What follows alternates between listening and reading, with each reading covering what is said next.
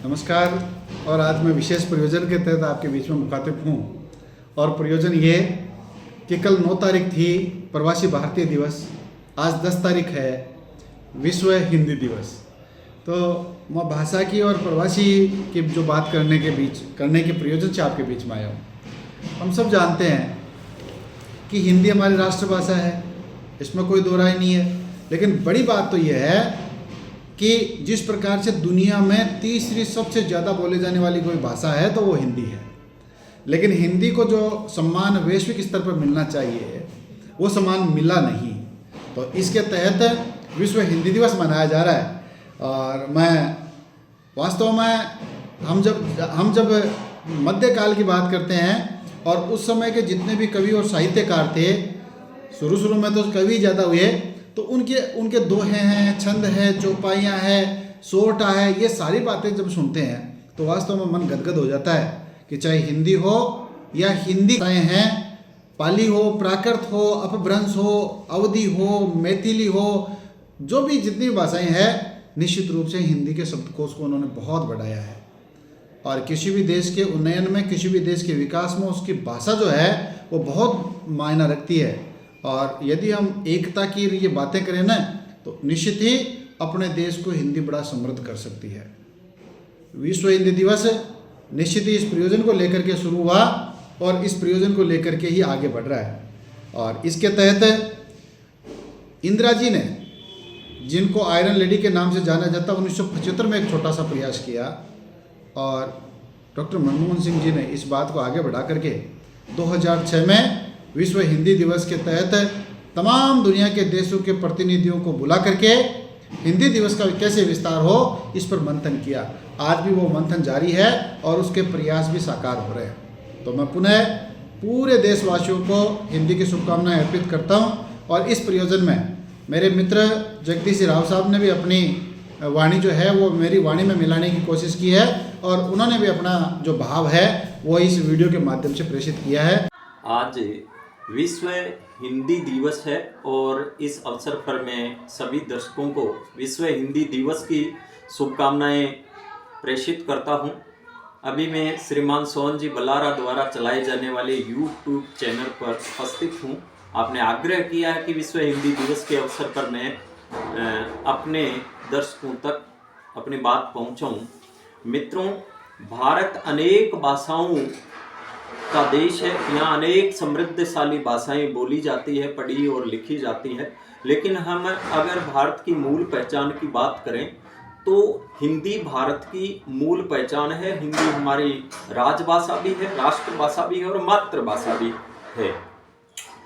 भाषाओं का मान या भाषाएं कैसे बड़ी हो जाती है, उस विषय में मैं अपनी बात बताना चाहूँगा कि माताएं और भाषाएं किसी आयोजन से या फिर किसी आकर्षण से या सामियाना लगा देने से बड़ी नहीं होती है। भाषाओं का मान हमेशा भाषा के बोलने वाले, भाषा के बेटों ने, माता के बेटों ने मान बढ़ाया है। जिस प्रकार से जैसे कोई बालक जन्म लेता है और बड़ा हो जाता है और महान व्यक्तित्व बन जाता है, वह कोई बड़ा सन्यासी बन जाता है, कोई आत्मज्ञानी महापुरुष बन जाता है या फिर किसी देश का प्रधानमंत्री या राष्ट्रपति बन जाता है, तो स्वाभाविक है कि उसकी माँ का मान अपने आप ही बढ़ जाता है। उसी प्रकार से हमारे देश के अंदर हमारी मातृभाषा हिंदी में रचे गए साहित्य को अगर पूरे विश्व में पढ़ा जाए, अनेक विश्वविद्यालयों में पढ़ाया जाए, हमारे कवियों के द्वारा कही गई कविताओं को अगर विश्व में सुना जाए या फिर हमारे साहित्य को विश्व के अंदर विस्तार मिले, तो निश्चित रूप से माँ रूपी भाषा का मान भी बढ़ जाएगा, वो ऑटोमेटिक ही बड़ी हो जाएगी। इस विषय में मैं एक पूर्व प्रधानमंत्री का जिक्र करना चाहूंगा, श्रद्धेय अटल बिहारी वाजपेयी जी। जब वो अंतर्राष्ट्रीय मंच पर गए संयुक्त राष्ट्र संघ में, तो उन्होंने स्पष्ट किया था कि मैं अपनी मातृभाषा हिंदी में ही बोलूंगा और उन्होंने अपना संपूर्ण जो भाषण है वो हिंदी में दिया था। तो हमारी मातृभाषा का मान बढ़ा, विश्व मंच पर उन्होंने हिंदी में अपनी बात कही, अनेक भाषाओं में उनका उसका ट्रांसलेशन हुआ, तो एक पहचान मिली भाषा को। इसलिए मैंने कहा है कि माताएं और भाषाएं अपने पुत्रों के द्वारा बड़ी होती है। हिंदी भाषा हमारी आत्मा का नाद है, हमारे इतिहास, हमारी संस्कृति, हमारी परंपराएं, यानी मैं कहूँ कि संपूर्ण रूप से भारत माता का इतिहास, संस्कृति, परंपराओं का नाद है हमारी हिंदी भाषा। इसलिए हमें हिंदी भाषा को उच्चतम गौरव मिले ऐसे प्रयास में निरंतर लगना चाहिए। धन्यवाद। आइए अपन हिंदी दिवस की सबको शुभकामनाएं प्रेषित करते हुए अब मैं आपको आगे लेकर के चलता हूँ प्रवासी भारतीय दिवस पे। देखिए, मैं बार बार कहता हूँ कि little things touches the larger things. छोटी छोटी चीज़ें कैसे बड़ी चीज़ों को प्रभावित करती है, इसका बड़ा उदाहरण गांधी जी का भारत में आगमन है।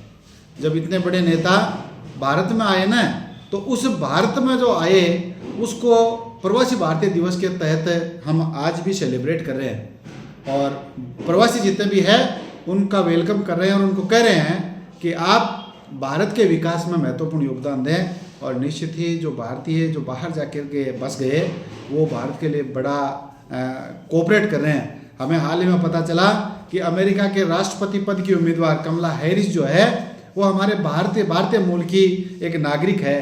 तो बड़ा अच्छा लगता है कि हमने बाहर जाकर के अपना विस्तार किया है। और ऐसे ही एक वो गाना है कि no east no west, India is the best. आइए हम भारतीय मिलकर के प्रवासियों का स्वागत करें और प्रवासी भारतीय दिवस को सेलिब्रेट करें, विश्व हिंदी दिवस को सेलिब्रेट करें। Thank you, have a nice day.